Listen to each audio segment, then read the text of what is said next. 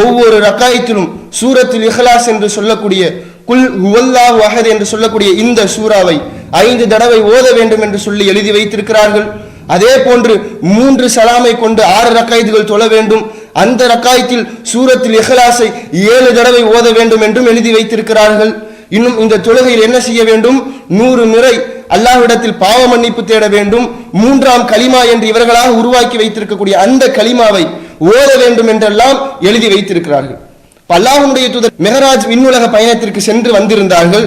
இப்படி வந்திருந்த அல்லாஹ்வுடைய தூதர் மெஹராஜினுடைய இரவில் இப்படி 12 ரக்காயத்துகள் தொழ வேண்டும், சூரத்துல் இஹ்லாஸை 5 தடவை ஒவ்வொரு ரக்காயத்திலும் ஓத வேண்டும், 100 முறை பாவ மன்னிப்பு கேட்க வேண்டும் என்று சொல்லி தந்தார்களா?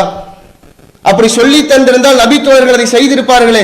எந்த நாளே என்பதற்கு எந்த ஒரு ஆதாரபூர்வமான செய்திகள் இல்லாத பொழுது, எந்த ஒரு குர்ஆன் வசனம் இல்லாத பொழுது எப்படி இந்த நாள் என்று முடிவு செய்து இந்த நாளில் இந்த அமலை செய்ய வேண்டும் என்று நாம் முடிவெடுத்தோம் என்பதை யோசிக்கணும்.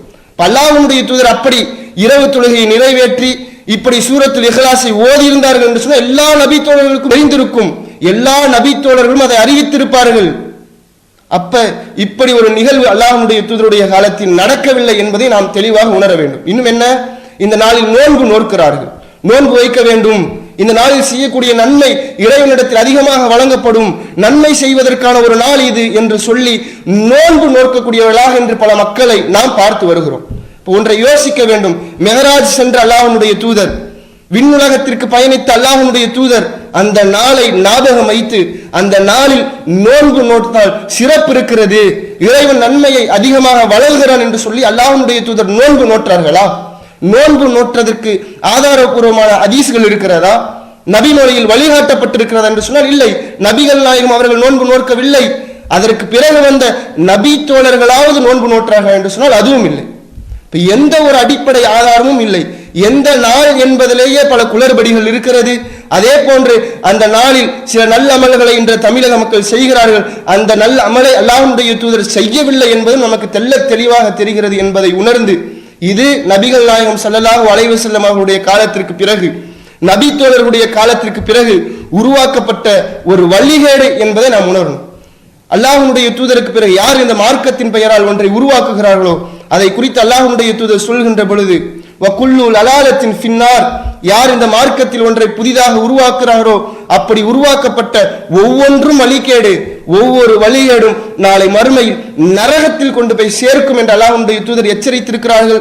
அதே போன்று இறைவன் தன் திருமறை வசனத்தில் சொல்கிறான், யா அய்யுஹல்லதீன ஆமனு, நம்பிக்கை கொண்டோரே, அத்தியுல்லாஹ வ அத்தியு ரசூல், அல்லாஹ்விற்கும் இத்தூதருக்கும் நீங்கள் கட்டுப்படுங்கள், வலா துபுத்திலு அமாலுக்கும், உங்களுடைய நற்செயல்களை உங்களுடைய செயல்களை நீங்கள் பாழாக்கி விடாதீர்கள் என்று அல்லாஹ் தன் திருமறை வசனத்தில் சொல்கிறான். யோசியுங்க, இறைவன் என்ன சொல்றான்?